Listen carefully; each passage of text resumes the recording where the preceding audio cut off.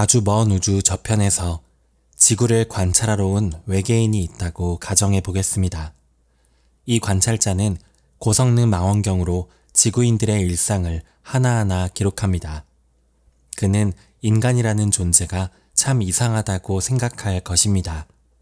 왜냐하면 인간들은 깨어있는 시간의 대부분을 서로 마주보고 서서 입을 끊임없이 벌렸다 다물었다 하며 시간을 보내기 때문입니다.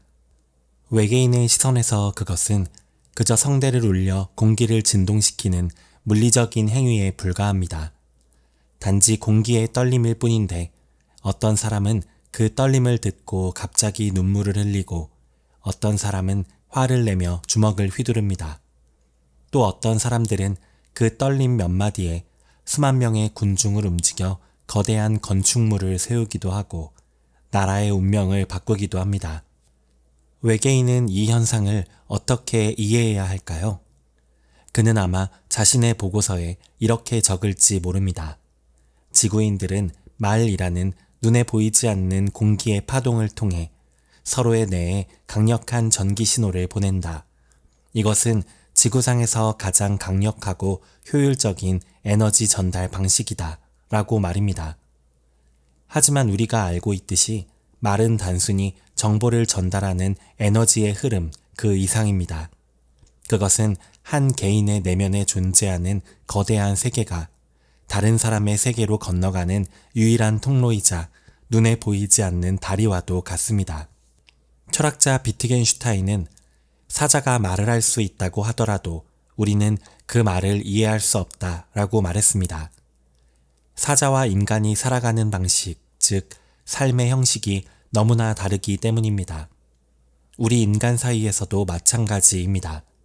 우리는 같은 언어를 사용하고 있다고 믿지만 사실 각자가 살아온 삶의 궤적과 경험이 다르기에 우리가 내뱉는 말의 의미는 저마다 다른 색깔을 띠고 있습니다.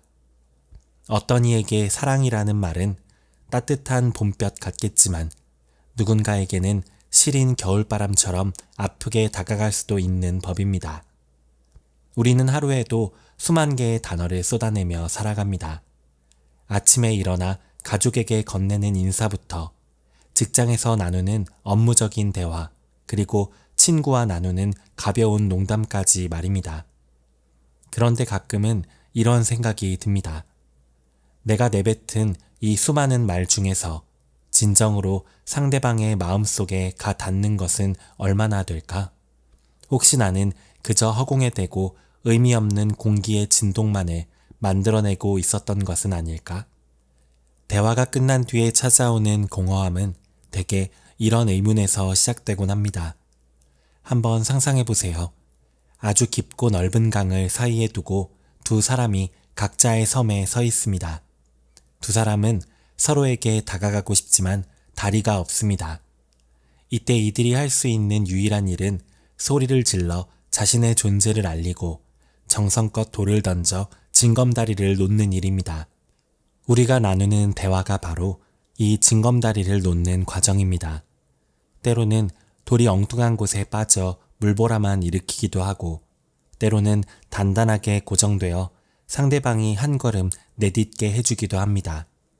이렇게 중요한 말이라는 도구를 우리는 그동안 어떻게 다루어 왔을까요? 인류의 역사를 되돌아보면 인간은 아주 오래전부터 이 보이지 않는 힘을 장악하기 위해 치열하게 고민해 왔습니다. 단순히 소리를 내는 단계를 넘어 어떻게 하면 타인의 마음을 흔들고 세상을 내 편으로 만들 수 있을지를 연구하기 시작한 것입니다. 이러한 고민은 아주 오래전 뜨거운 햇살이 내리쬐던 고대 그리스의 광장에서부터 본격적으로 시작되었습니다. 누군가를 설득하고 자신의 뜻을 관철하는 것이 생존과 직결되었던 그 시절, 사람들은 비로소 말이 가진 가공할 만한 힘에 주목하기 시작한 것입니다.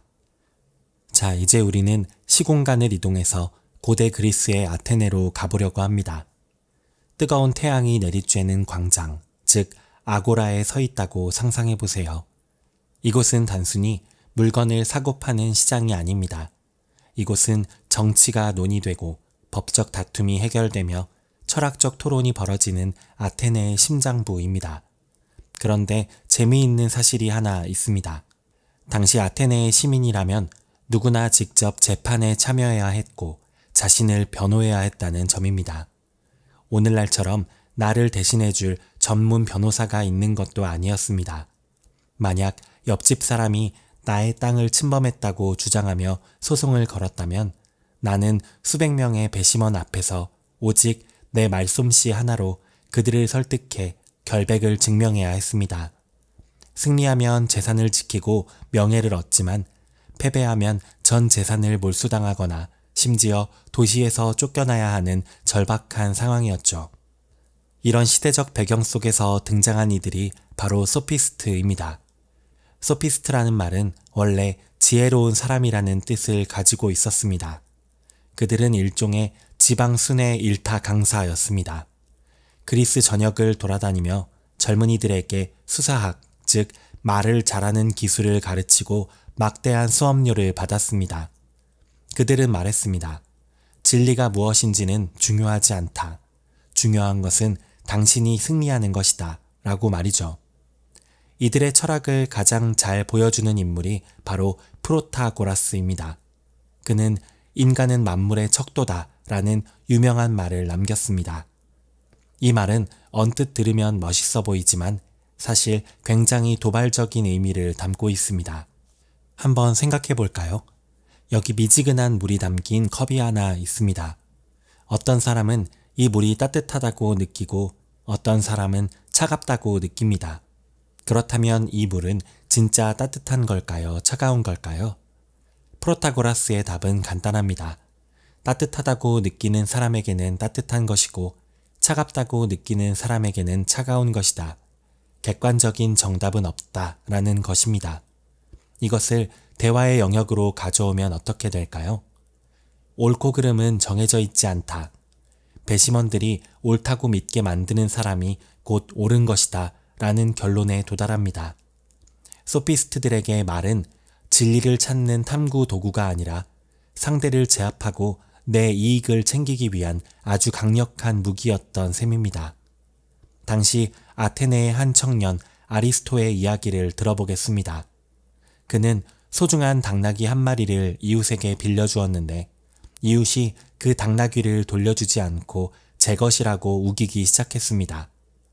억울한 아리스토는 재판을 신청했지만 상대방은 이미 유명한 소피스트에게 거액을 주고 말하기 기술을 전수받은 상태였습니다. 재판날 상대방은 화려한 수식어와 교묘한 논리로 배심원들의 마음을 흔들었습니다. 이 당나귀는 우리 집 마당에서 밥을 먹었으니 내 것입니다. 밥을 주는 이가 진짜 주인 아닙니까? 라는 식의 궤변을 늘어놓았죠. 논리적으로는 허점이 많았지만 그의 당당한 말투와 청중의 감정을 자극하는 기술 앞에 아리스토의 진실은 힘을 잃어갔습니다. 이것이 바로 소피스트들이 가르치던 승리의 기술이었습니다. 그들은 상대를 당황하게 만드는 논리적 함정을 파는 법, 감정을 자극해 동정심을 유발하는 법, 화려한 수식어로 본질을 흐리는 법 등을 가르쳤습니다. 후대의 철학자들은 이들을 궤변가라고 비난했습니다. 말장난으로 사람들을 현혹한다는 이유였죠. 하지만 과연 그들만을 비난할 수 있을까요? 현대사회를 살아가는 우리의 모습도 이들과 크게 다르지 않을지 모릅니다. 물건을 팔기 위해 소비자의 심리를 파고드는 마케터, 선거에서 이기기 위해 프레임을 짜는 정치인, 법정에서 의뢰인의 이익을 위해 논리를 구성하는 변호사들까지 우리는 여전히 소피스트들이 닦아놓은 수사학의 길 위에서 살아가고 있는지도 모릅니다. 소피스트 중 한 명이었던 고르기아스는 더욱 극단적인 주장을 펼치기도 했습니다. 아무것도 존재하지 않는다. 설령 존재한다 하더라도 알 수 없다. 알 수 있다 하더라도 다른 사람에게 전달할 수 없다. 라고 말입니다. 이쯤 되면 대화 자체가 불가능한 것 아닌가 싶기도 합니다. 하지만 고르기아스의 진짜 의도는 언어의 한계를 지적하는 것이었습니다. 우리가 사용하는 단어들이 실제 사물의 본질을 완벽하게 담아낼 수 없다는 사실을 꿰뚫어 본 것이죠. 그래서 그는 논리보다는 사람의 마음을 움직이는 언어의 주술적 힘에 더 집중했습니다. 마치 마술사가 관객을 홀리듯 말로 대중의 마음을 사로잡는 기술을 전파한 것입니다. 그는 수사학을 가장 강력한 지배의 도구라고 불렀습니다. 여러분은 소피스트들의 이런 태도에 대해 어떻게 생각하시나요? 말은 그저 이기기 위한 도구일 뿐일까요?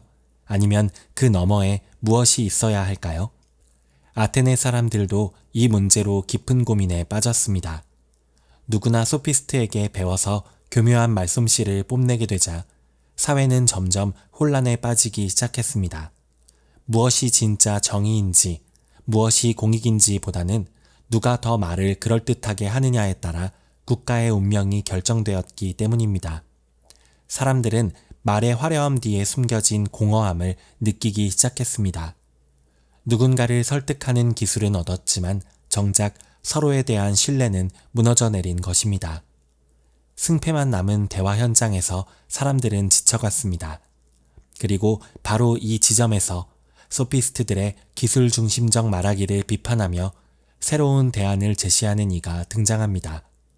그는 말이 단순히 승리를 위한 칼날이 되어서는 안 된다고 믿었습니다.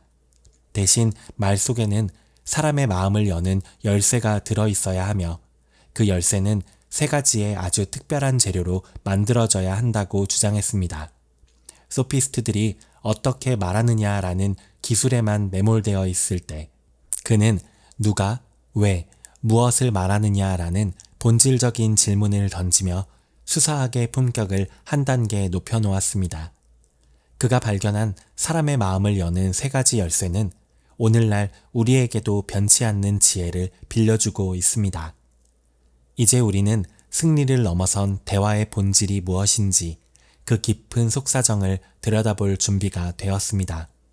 고대 그리스의 화려한 아고라 광장에서 잠시 고개를 돌려 인류 역사상 가장 위대한 관찰자 중 한 명이었던 아리스토텔레스를 만나보겠습니다. 그는 스승인 플라톤이나 앞서 살펴본 소피스트들과는 조금 다른 시선을 가지고 있었습니다. 소피스트들이 수단과 방법을 가리지 않고 이기는 법에 집착했고 플라톤이 현실과는 동떨어진 절대적인 진리만을 추구했다면 아리스토텔레스는 그 사이 어딘가에 있는 아주 현실적이고 인간적인 설득의 기술을 연구했습니다. 그는 매일 광장에 나가 사람들을 관찰했습니다.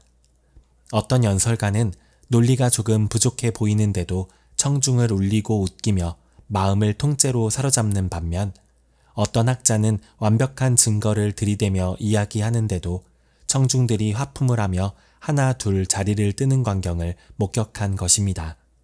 그는 스스로에게 질문을 던졌습니다. 도대체 무엇이 사람의 마음을 움직여서 행동하게 만드는가? 아리스토텔레스는 수년간의 관찰 끝에 그 해답을 3가지 요소로 정리했습니다. 바로 에토스, 파토스, 그리고 로고스입니다. 이 3가지는 우리가 누군가와 대화할 때 반드시 챙겨야 할 3개의 열쇠와 같습니다. 이 열쇠들이 조화를 이룰 때 굳게 닫혀있던 상대방의 마음문이 열린다는 것이죠. 가장 먼저 살펴볼 열쇠는 에토스입니다. 이것은 말하는 사람의 신뢰성, 인품 혹은 매력을 의미합니다. 아리스토텔레스는 놀랍게도 설득에서 가장 중요한 요소가 논리적인 말솜씨나 감동적인 사연이 아닌 바로 이 에토스라고 보았습니다. 전체 설득 비중에서 무려 60%나 차지한다고 강조했죠. 이해를 돕기 위해 한 가지 상황을 떠올려 보겠습니다. 여러분이 몸이 몹시 아파서 병원에 갔습니다. 그곳에서 20년 넘게 마을 사람들의 건강을 돌봐온 신뢰받는 의사선생님이 진지한 표정으로 말합니다. 환자분, 이 약을 꼭 드셔야 합니다. 그래야 빨리 회복하실 수 있습니다. 여러분은 의심 없이 그 약을 받아들 것입니다.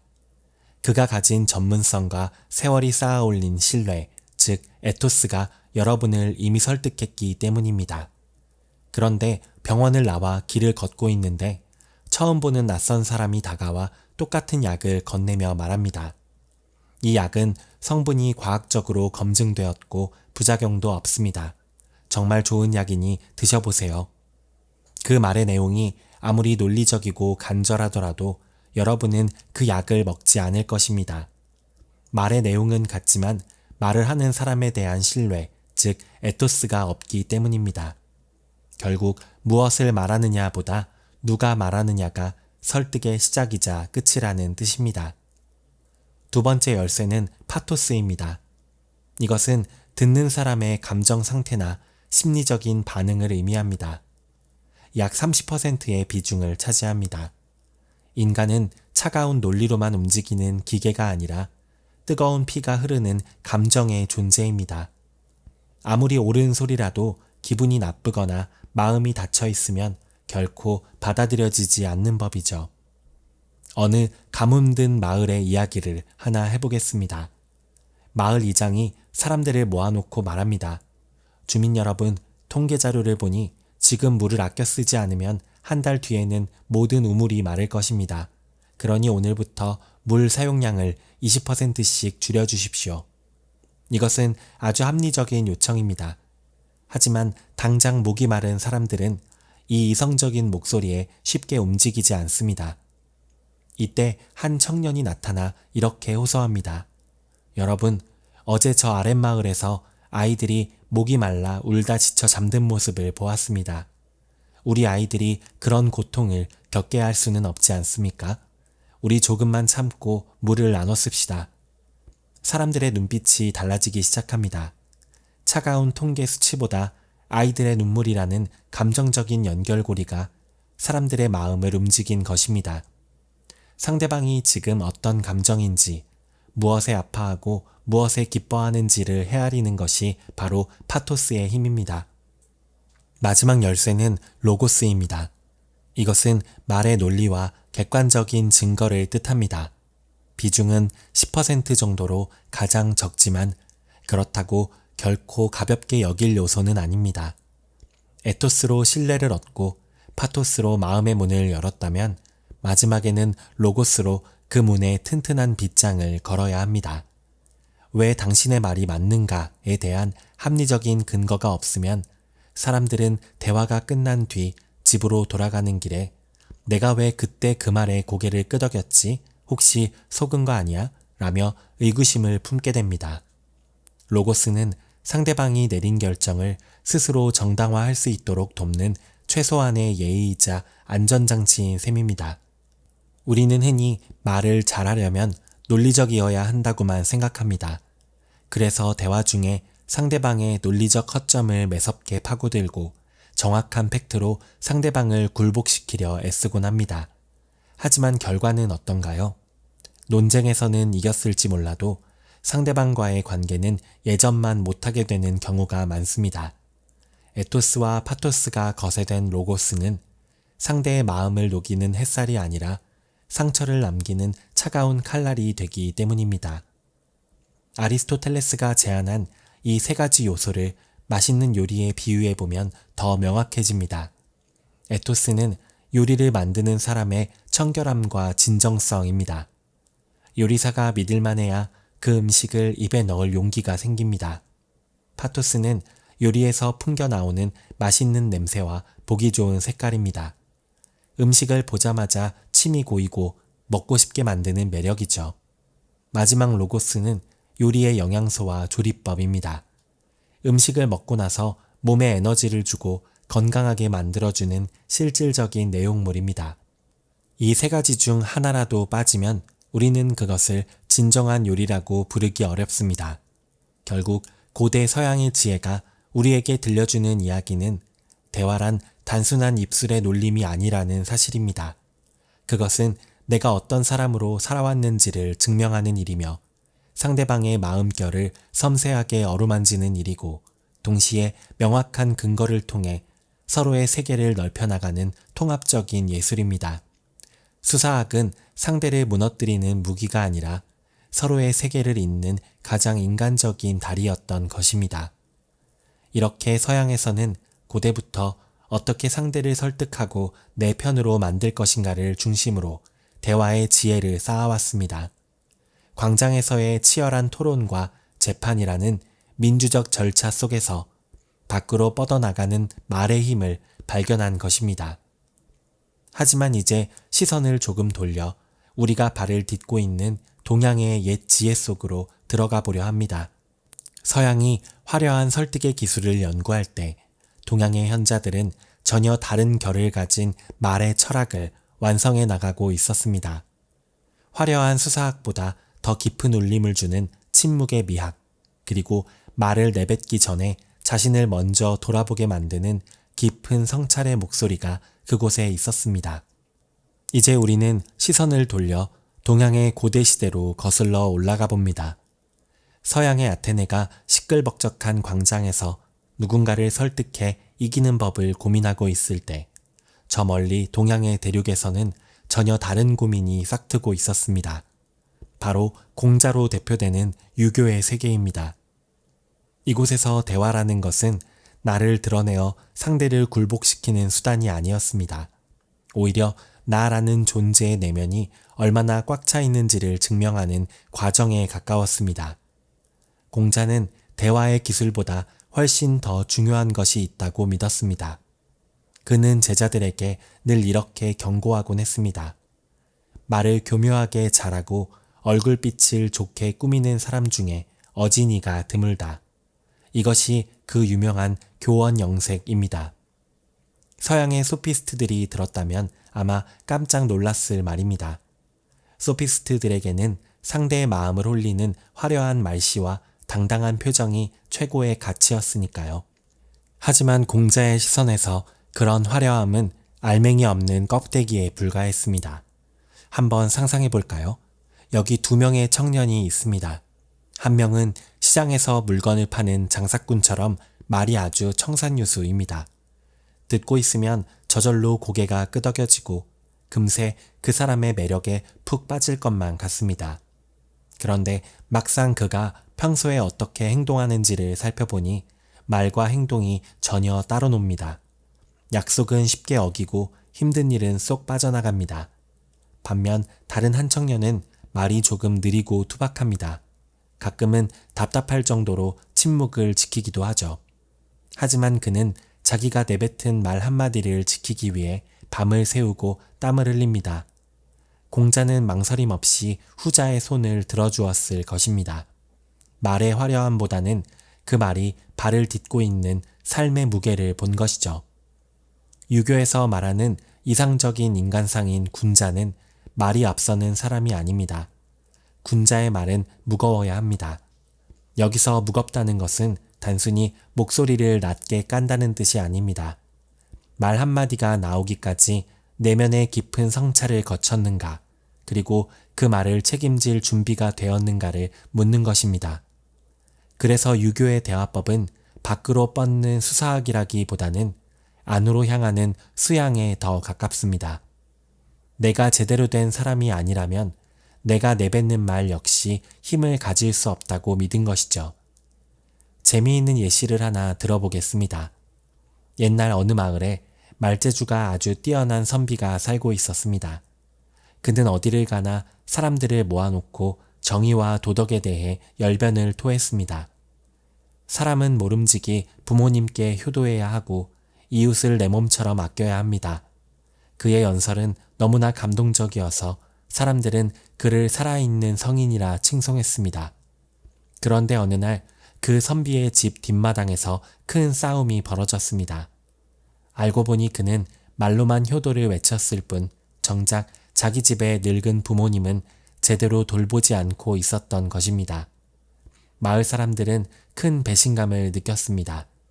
그의 화려했던 말들은 그 순간 길가에 굴러다니는 낙엽보다 가벼운 존재가 되어버렸습니다. 공자가 강조한 인이라는 개념은 바로 여기서 대화의 중심을 잡습니다. 인이란 사람을 사랑하는 마음입니다. 내가 상대를 진심으로 아끼고 사랑한다면 상대를 속이거나 현혹하는 화려한 기술은 필요 없게 됩니다.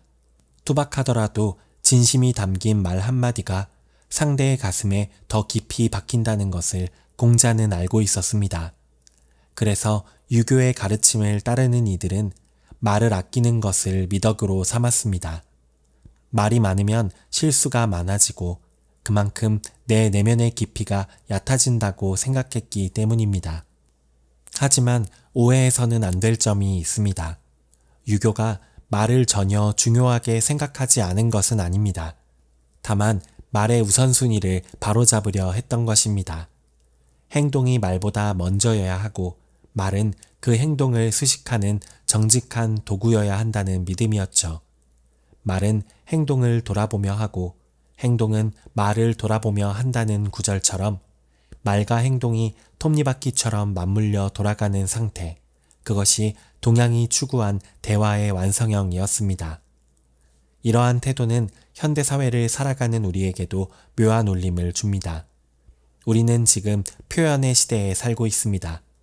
SNS에는 나를 뽐내는 화려한 문장들이 넘쳐나고 어떻게 하면 남들보다 더 돋보이는 말을 할 수 있을지 가르쳐주는 강연들이 가득합니다.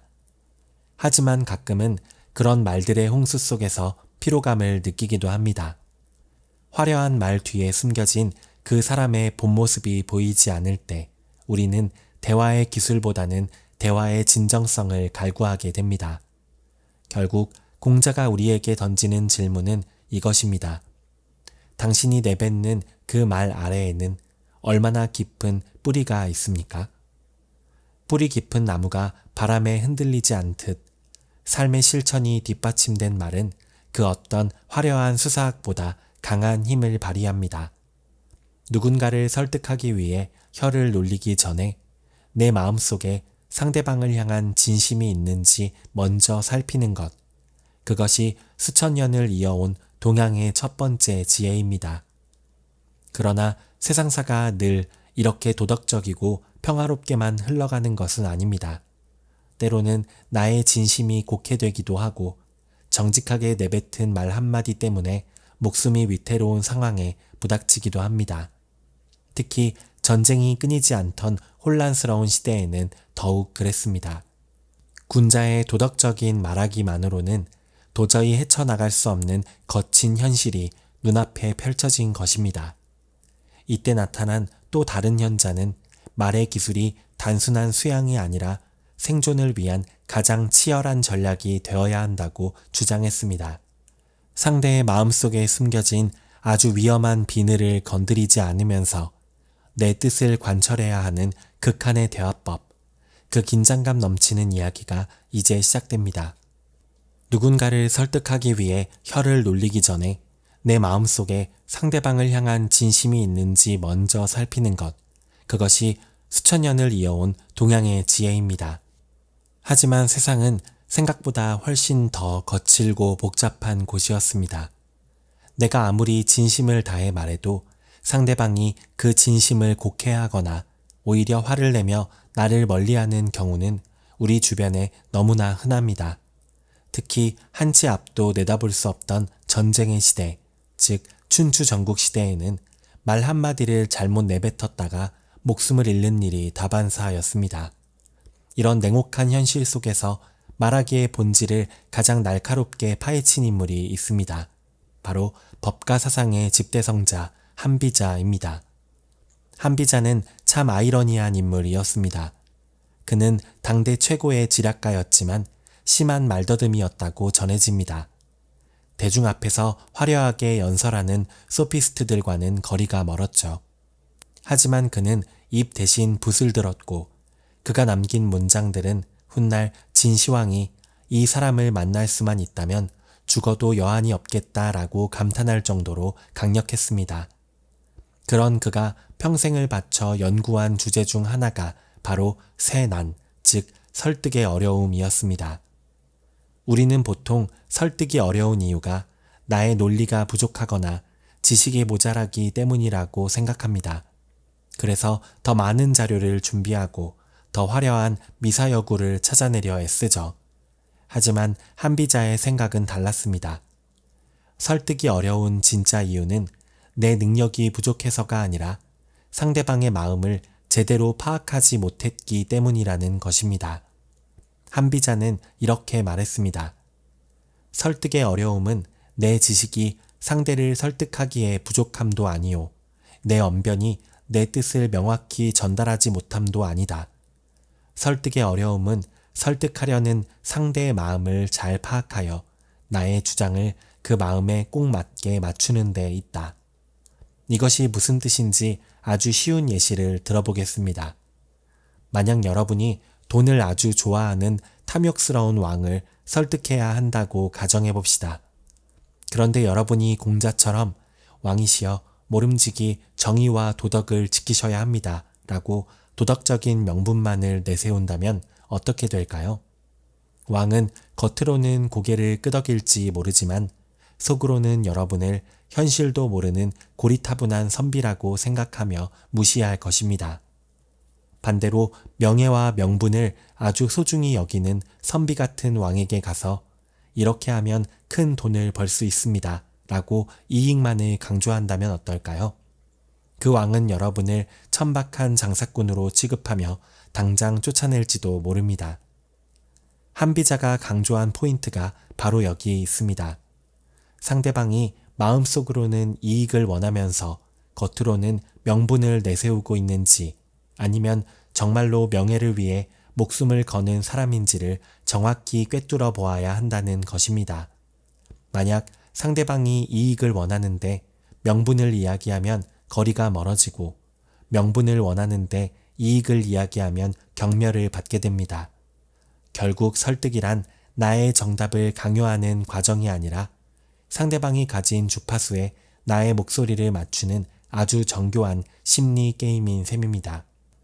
여기서 한비자의 통찰력이 빛나는 가장 유명한 개념이 등장합니다. 바로 영린입니다. 전설 속의 동물인 용은 아주 온순해서 사람이 길들여 타고 다닐 수도 있다고 합니다. 하지만 단 한 곳, 목 아래에 거꾸로 난 비늘인 영린을 건드리면 용은 즉시 미친 듯이 분노하며 그 사람을 죽여버립니다. 한비자는 모든 인간에게는 이런 영린이 있다고 보았습니다. 아무리 성격이 좋고 너그러운 사람이라도 절대로 남에게 보여주고 싶지 않은 치부나 건드려서는 안 되는 자존심의 영역이 있다는 것이죠. 현대사회의 대화에서도 우리는 무심코 상대의 영린을 건드리곤 합니다. 예를 들어 새로운 사업 아이디어를 제안하면서 상사에게 부장님이 예전에 하셨던 방식은 이제 너무 낡았습니다. 라고 말한다면 어떨까요? 아무리 그 아이디어가 혁신적이고 회사를 살릴 방법이라고 해도 부장님 입장에서는 자신의 경력과 권위라는 영린이 긁힌 셈입니다. 설득은커녕 관계만 악화될 가능성이 큽니다. 한비자의 가르침을 빌리자면 이때는 부장님이 쌓아오신 안정적인 기반 위에서 어떻게 하면 더 큰 성과를 낼 수 있을지를 고민하는 모습으로 접근해야 합니다. 상대방의 체면을 세워주면서도 내 뜻을 관철하는 기술, 그것이 바로 목숨을 건 설득의 현장에서 살아남은 지혜입니다. 한비자의 이런 관점은 서양의 수사학이나 공자의 유교적 말하기와는 또 다른 느낌을 줍니다. 수사학이 나의 화려함을 뽐내는 것이고 유교가 나의 진실함을 닦는 것이라면 한비자의 세나는 상대방의 그림자를 읽어내는 일입니다. 상대방이 무엇을 두려워하는지, 무엇을 갈망하는지, 그리고 무엇에 가장 민감하게 반응하는지를 살피는 극도의 객관성을 요구합니다. 물론 어떤 사람들은 이런 방식이 너무 계산적이고 영악하다고 느낄 수도 있습니다. 하지만 한비자가 살았던 시대는 말 한마디에 가문이 멸문지화를 당할 수도 있는 엄혹한 시절이었습니다. 그런 상황에서 상대의 마음을 헤아리지 않고 내뱉는 솔직함은 용기가 아니라 무책임에 가까웠을지도 모릅니다. 오늘날 우리도 마찬가지입니다. 우리가 나누는 대화가 늘 평화롭고 따뜻하기만 하다면 좋겠지만 때로는 이해관계가 첨예하게 대립하는 협상 테이블에 앉아야 할 때도 있습니다. 그때 필요한 것은 나의 옳음을 증명하는 목소리가 아니라 상대를 안전하게 느끼게 하면서도 서서히 내 쪽으로 끌어당기는 치밀한 전략일 것입니다. 한비자는 결국 우리에게 대화의 주도권이 누구에게 있는지를 다시 생각하게 합니다. 말은 내가 내뱉는 것이지만 그 말의 완성은 듣는 사람의 머릿속에서 일어납니다. 내가 보낸 신호가 상대방의 필터를 거쳐 어떻게 해석될지를 미리 시뮬레이션 해보는 것, 그리고 상대방의 아픈 곳을 건드리지 않으면서도 부드럽게 설득해 나가는 것, 이것이 동양의 지혜가 도달한 가장 현실적이고 날카로운 대화의 기술입니다. 이렇게 우리는 고대의 지혜들을 통해 말이 가진 다양한 얼굴을 살펴보았습니다. 이기기 위한 기술로서의 말, 내면을 닦는 수양으로서의 말, 그리고 생존을 위한 전략으로서의 말까지 말입니다. 하지만 시간은 흘렀고 이제 우리는 수천 명의 배심원 앞이나 서슬퍼런 왕의 앞이 아닌 매 순간 복잡한 전파로 연결된 현대사회의 한복판에 서 있습니다. 이제 기술은 더 발전했고 대화의 방식도 몰라보게 달라졌습니다. 그렇다면 오늘날 우리에게 필요한 진짜 대화법은 어떤 모습이어야 할까요? 보이지 않는 주파수를 맞추며 서로의 진심을 확인하는 현대적인 소통의 기술로 한 걸음 더 들어가 보겠습니다. 이제 우리는 고대의 치열한 논쟁터와 서슬퍼런 왕의 집무실을 떠나 현대의 한복판으로 돌아왔습니다. 오늘날의 대화는 과거보다 훨씬 복잡한 양상을 띱니다.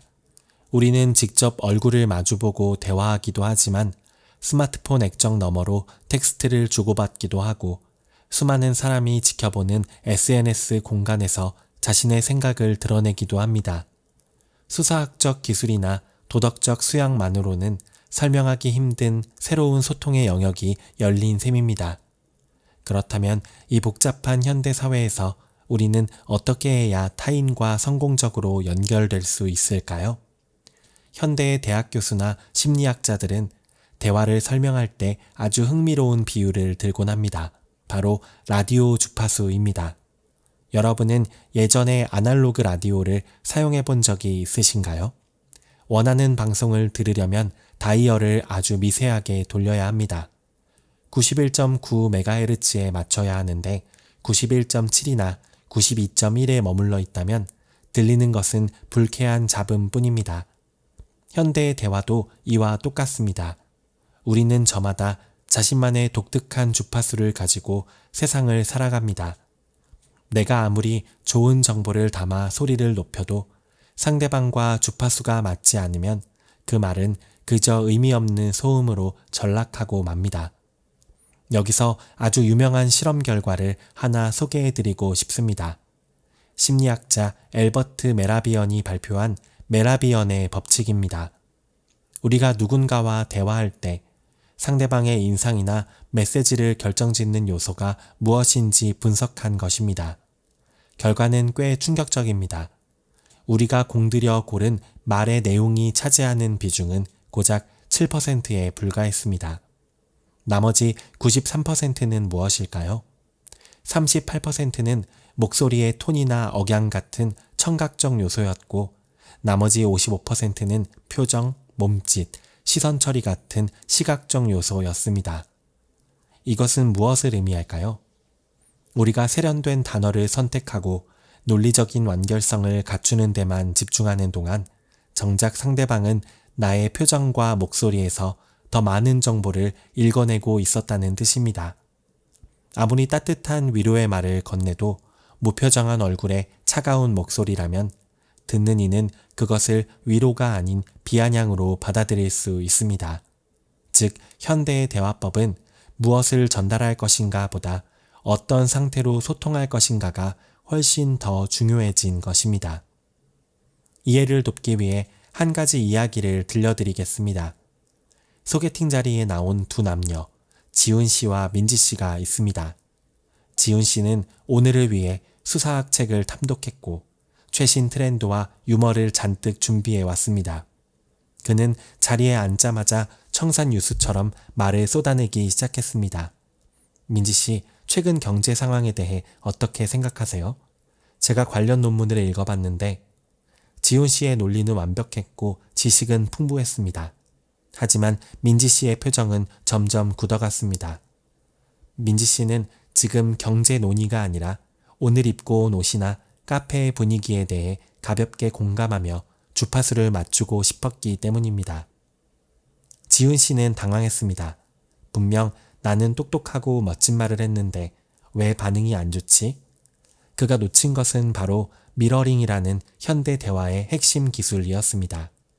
미러링은 말 그대로 거울처럼 상대방의 행동이나 말투를 자연스럽게 따라하는 것입니다. 상대가 커피를 한 모금 마시면 나도 잠시 후 커피를 마시고, 상대가 천천히 말하면 나도 속도를 늦추는 식입니다. 이것은 상대를 조종하기 위한 얄팍한 기술이 아닙니다.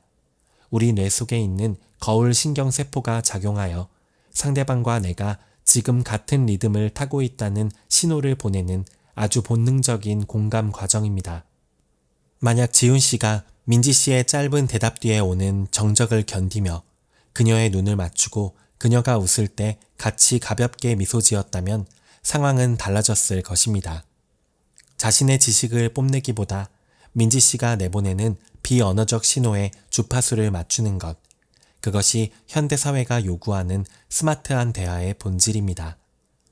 우리는 종종 대화를 정보를 주고받는 거래라고 생각합니다. 하지만 진정한 대화는 서로의 정서적 파동을 일치시키는 동기화 과정에 가깝습니다. 오케스트라의 연주자들이 공연 전 튜닝을 통해 음을 맞추듯 대화의 시작은 상대방의 오늘 기분, 상태, 주변 상황을 살피며 나의 주파수를 조절하는 일에서 시작됩니다. 내가 하고 싶은 말에 보따리를 풀기 전에 상대방이 그 보따리를 받을 준비가 되어 있는지 공감의 안테나를 먼저 세워야 하는 것이죠. 이 주파수 맞추기는 직장 생활에서도 강력한 힘을 발휘합니다. 부하 직원의 실수를 지적해야 하는 상황을 가정해 보겠습니다. 자네, 왜 이런 실수를 했나? 논리적으로 설명해봐 라고 다그치는 것은 상대방의 주파수를 완전히 차단해버리는 행위입니다. 대신 요즘 일이 많아서 많이 지쳤지. 이 부분에서 놓친 게 있네. 어떻게 된 건지 같이 볼까? 라고 낮은 톤으로 다가가는 것은 상대방의 주파수 안으로 들어가는 일입니다. 비난이 아닌 협력의 주파수가 맞춰질 때 상대방은 그제야 방어 기제를 내려놓고 진실한 대화에 임하게 됩니다. 현대 대화법의 달인들은 말하기보다 듣기에 더 많은 에너지를 쏟습니다. 그들은 단순히 입을 다물고 있는 것이 아닙니다. 상대방의 말 속에 숨겨진 감정의 주파수를 잡아내기 위해 온 감각을 곤두세웁니다. 아, 그때 정말 속상하셨겠네요. 그래서 결과가 어떻게 되었나요? 같은 짧은 맞장구는 상대방에게 내가 당신의 주파수를 제대로 수신하고 있다는 가장 강력한 신호가 됩니다. 결국 현대의 대화 지혜는 나에게서 너에게로 무게중심을 옮기는 데 있습니다.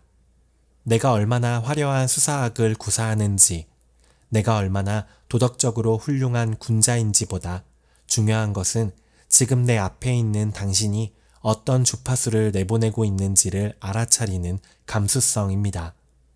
우리가 서로의 주파수를 맞추려 노력할 때 비좁은 통로처럼 느껴졌던 대화는 넓고 푸른 바다처럼 확장됩니다. 하지만 이렇게 정성을 다해 주파수를 맞추려 노력함에도 불구하고 우리는 왜 여전히 오해하고 상처받는 것일까요? 왜 어떤 말은 꽃이 되고 어떤 말은 가시가 되어 박히는 것일까요? 그것은 우리가 사용하는 언어라는 도구 자체가 가진 근원적인 한계 때문일지도 모릅니다. 같은 단어를 사용하면서도 서로 전혀 다른 세상을 꿈꾸는 인간들의 숙명적인 엇갈림. 이제 우리는 우리가 믿어 의심치 않았던 언어의 확실성을 의심해 보려 합니다. 우리가 서로를 완벽하게 이해할 수 없게 만드는 그 은밀한 함정 속으로 들어가 보겠습니다. 앞서 우리는 현대 대화법의 핵심이 주파수를 맞추는 것이라는 점을 확인했습니다. 상대방의 표정, 말투, 그리고 감정의 리듬에 나를 맞추려는 노력 말입니다. 그런데 이런 의문이 생깁니다. 그렇게까지 노력하는데 왜 우리는 여전히 싸우고 오해하는 걸까? 분명히 같은 언어를 쓰고 같은 단어를 내뱉었는데 말이죠. 누군가는 사랑한다고 말하지만 상대방은 구속이라고 느끼고 누군가는 걱정해서 한 말인데 상대방은 간섭이라고 화를 냅니다. 이쯤 되면 우리가 사용하는 언어라는 도구 자체에 근원적인 결함이 있는 것은 아닌지 의심해 보게 됩니다. 언어의 함정을 이해하기 위해 우리는 아주 오래전 스위스의 한 언어학자가 발견한 비밀을 살펴볼 필요가 있습니다. 현대 언어학의 아버지라 불리는 페르디낭 드 소슈르입니다. 그는 언어를 기호라고 불렀는데 이 기호는 두 가지 칭위로 나뉩니다. 하나는 사과라는 소리 그 자체인 기표이고 다른 하나는 그 소리를 들었을 때 머릿속에 떠오르는 개념인 기의입니다. 자, 이제 한번 상상해 봅시다. 여기 세 사람이 모여 있습니다. 제가 이들에게 바다를 떠올려 보세요 라고 말합니다. A는 작년 여름 가족들과 행복하게 다녀온 에메랄드빛 제주도 바다를 떠올립니다. 그에게 바다는 휴식과 행복입니다. B는 어린 시절 배멀미로 고생했던 기억 때문에 검푸르고 파도가 몰아치는 거친 바다를 생각합니다. 그에게 바다는 공포와 불안입니다. 그런데 C는 해산물을 아주 좋아하는 사람이라 싱싱한 회와 조개구이가 가득한 식탁 위의 바다를 떠올립니다. 우리는 모두 바다라는 똑같은 기표를 사용했지만 각자의 머릿속에 맺힌 기의는 전혀 달랐습니다. 이것이 바로 대화의 비극이 시작되는 지점입니다. 우리는 단어를 던지면 상대방이 나의 개념을 그대로 가져갈 것이라고 믿지만 사실 상대방은 내가 던진 단어라는 빈 껍데기에 자신의 경험과 기억으로 채워진 자기만의 의미를 담아 해석합니다. 말은 전달되지만 뜻은 도중에 길을 잃는 셈입니다. 이것을 조금 더 쉬운 비유로 설명해 볼까요? 우리 각자는 태어날 때부터 자신만의 개인 사전을 하나씩 들고 태어납니다. 이 사전의 표제어는 세상의 단어들과 같지만 그 단어 아래 적힌 정의는 오직 자신의 경험으로만 쓰입니다. 친구가 말하는 우정이라는 단어의 정의와 내가 생각하는 우정의 정의가 완벽하게 일치할 확률은 얼마나 될까요? 아마 거의 없을 것입니다. 우리는 서로의 사전을 한 번도 읽어보지 못한 채 겉모양만 같은 단어들을 주고받으며 소통이 되고 있다고 착각하며 살아갑니다. 현대사회에서 일어나는 오해의 상당 부분은 바로 이 사전의 차이에서 발생합니다. 직장에서 상사가 이 일은 조금만 더 신경 써주세요 라고 말했을 때를 가정해 봅시다. 상사의 사전에서 신경 쓰다는 전체적인 방향성을 다시 점검하다라는 뜻일 수 있습니다. 하지만 부하 직원의 사전에서 신경 쓰다는 밤을 새워서라도 세부 수치를 완벽하게 맞추다라는 뜻으로 적혀 있을 수 있죠. 결국 직원은 며칠 밤을 새워 수치를 교정해 오지만 상사는 왜 방향은 그대로지? 라며 실망하게 됩니다. 서로 성실하게 대화했지만 사전이 달랐기에 결과는 상처뿐인 오해로 남습니다. 여기서 한 걸음 더 나아가 보겠습니다. 언어는 단순히 정보를 전달하는 통로가 아니라 우리가 세상을 바라보는 방식을 결정하는 프레임 역할을 하기도 합니다.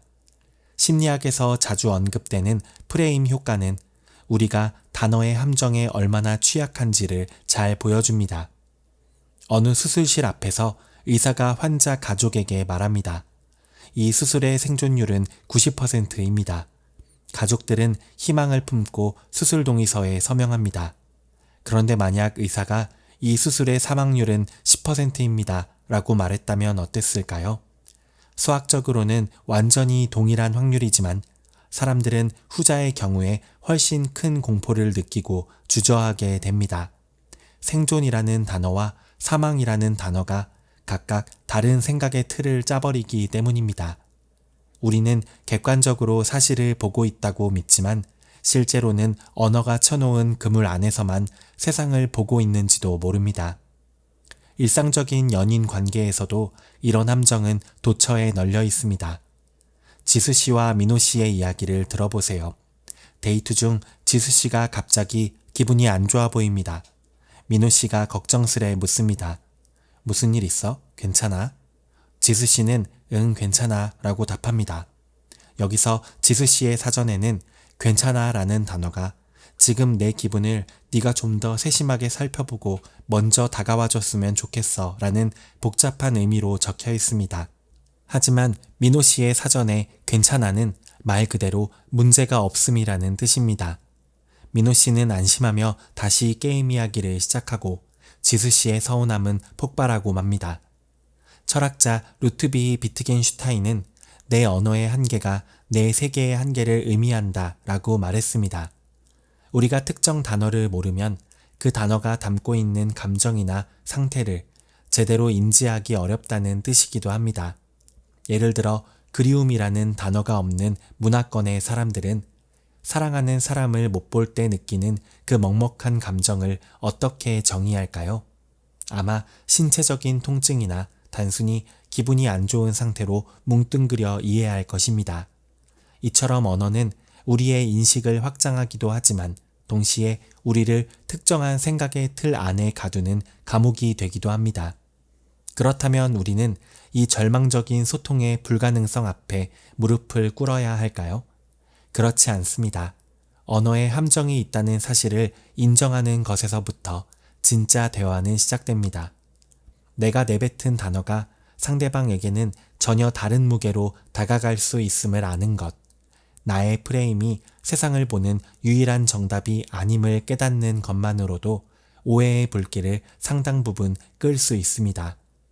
우리는 대화할 때 내 말 무슨 뜻인지 알지? 라고 묻기보다 내가 사용한 이 단어가 너에게는 어떻게 들려? 라고 물어볼 수 있어야 합니다.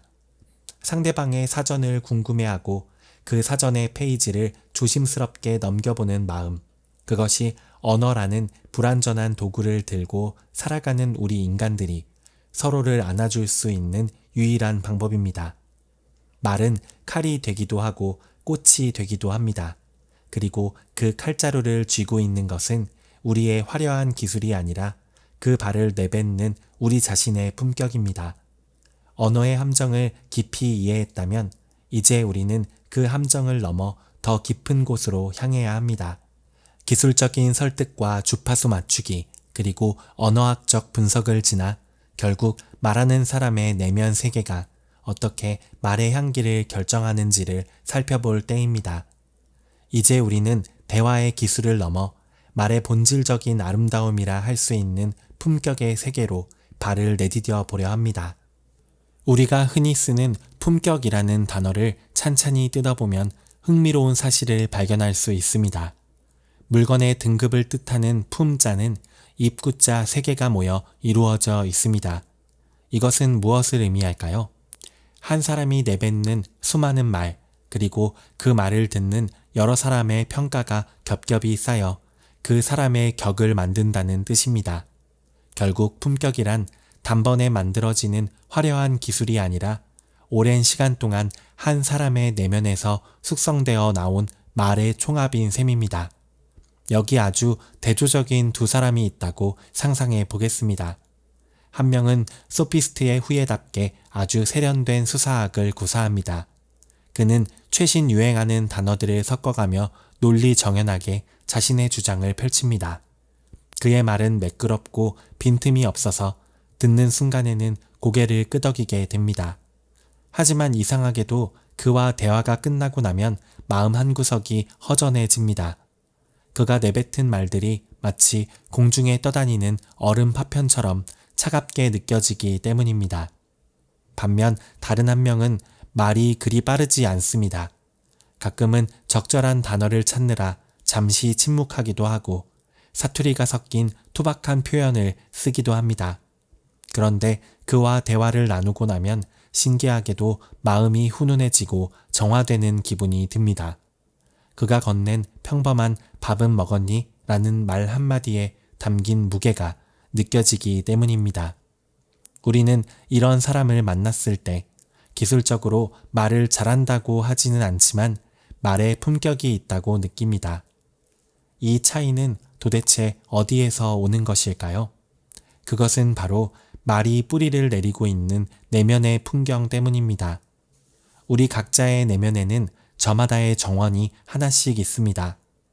어떤 사람의 정원은 정성스럽게 가꾼 꽃과 나무로 가득 차 있고 어떤 사람의 정원은 잡초가 무성하거나 차가운 콘크리트로 뒤덮여 있습니다. 우리가 말을 내뱉는 행위는 이 정원에 핀 꽃을 꺾어 상대방에게 건네는 것과 같습니다. 내면의 정원이 황폐하다면 아무리 화려한 포장지로 감싸도 그 꽃은 금세 시들고 향기를 잃게 됩니다. 하지만 내면이 풍요로운 사람의 말은 그 자체로 깊은 향기를 지닙니다. 꽃의 향기를 화향이라 한다면 사람의 말에서 나는 향기를 언향이라 부를 수 있겠죠. 동양의 성현들이 그토록 침묵을 강조하고 수양을 우선시했던 이유도 여기에 있습니다. 그들은 말이 입 밖으로 나오기 전에 그것이 내면의 어떤 토양에서 자라났는지를 먼저 살폈습니다. 공자가 말한 군자의 무거운 말이나 한비자가 경고한 영린의 지혜는 결국 나라는 세계를 어떻게 구축하고 타인과 연결할 것인가에 대한 고민이었습니다. 서양의 아리스토텔레스가 강조한 에토스 역시 말하는 사람의 인품이 설득의 핵심임을 꿰뚫어본 통찰이었습니다. 동서양을 막론하고 진정한 말의 고수들은 기술보다 존재의 힘에 주목했던 것입니다. 한번 생각해 보세요. 우리가 누군가와 나누는 대화는 단순히 정보를 주고받는 데이터 통신이 아닙니다. 그것은 나의 세계와 당신의 세계가 만나는 아주 경건한 사건입니다. 내가 어떤 책을 읽고 어떤 생각을 하며 어떤 가치관을 가지고 살아가는지가 내가 내뱉는 단어 하나하나에 고스란히 스며듭니다. 욕설과 비난이 섞인 거친 말은 내 안의 세계가 그만큼 어지럽다는 신호이고 배려와 온기가 담긴 다정한 말은 내 안의 세계가 평온하다는 증거입니다. 결국 말은 나를 숨기는 가면이 아니라 나를 온전히 드러내는 투명한 거울입니다. 그렇기에 말의 품격을 높이는 일은 대화법 강의를 듣는 것보다 나의 삶을 돌아보는 일에서 시작되어야 합니다. 내 마음의 정원에 어떤 씨앗을 심고 있는지, 타인을 향한 나의 시선에 날카로운 가시가 돋아있지는 않은지 스스로 물어보아야 합니다. 누군가를 설득하기 위해 혀를 놀리기보다 상대방의 말을 온전히 담아낼 수 있는 깊은 그릇을 내 안에 빚는 것이 먼저입니다. 품격 있는 말은 상대를 제압하는 창이 아니라 상대가 편히 쉴 수 있는 그늘이 되어줍니다. 우리는 살아가면서 수많은 말을 세상에 뿌립니다. 그 말들은 공중으로 사라지는 것 같지만 사실은 부메랑이 되어 다시 나에게 돌아옵니다. 내가 던진 따뜻한 말 한마디는 나를 따뜻한 사람으로 만들고 내가 내뱉은 날카로운 말은 나의 인격을 갉아먹습니다. 내 말이 곧 나다 라는 엄중한 사실을 깨닫는 순간 우리는 비천한 말하기를 멈추고 숭고한 대화의 길로 들어서게 됩니다. 이것은 단순히 도덕적인 훈계가 아닙니다. 우리가 이 세상에서 타인과 진정으로 연결되어 외로움을 극복할 수 있는 유일한 방법이기 때문입니다. 화려한 기술로 상대를 이겨본들 그 뒤에 남는 것은 승리의 쾌감이 아니라 고립된 자아의 쓸쓸함 뿐입니다. 하지만 품격 있는 대화는 나를 낮추면서도 상대를 높이고 결과적으로 우리 모두를 고귀한 존재로 격상시킵니다. 이렇게 우리는 말의 기원부터 기술 그리고 품격에 이르기까지 긴 여정을 지나왔습니다. 이제 이 모든 지혜를 하나로 모아 우리 삶의 가장 소중한 순간에 건넬 수 있는 마지막 메시지를 정리해 보려 합니다. 우리가 건네는 말 한마디가 누군가의 가슴 속에 작은 불꽃을 피우고 꽁꽁 얼어붙은 세상을 녹이는 기적이 되는 순간 그 가슴 벅찬 결말이 우리를 기다리고 있습니다. 사실 말이라는 것은 참으로 연약한 존재입니다. 내뱉는 순간 허공으로 흩어져 사라지고 마니까요.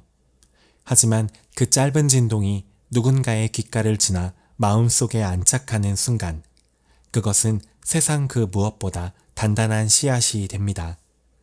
그 씨앗은 누군가의 가슴 안에서 평생을 자라나는 거대한 나무가 되기도 하고 인생의 가장 어두운 밤길을 환하게 밝혀주는 등불이 되기도 합니다.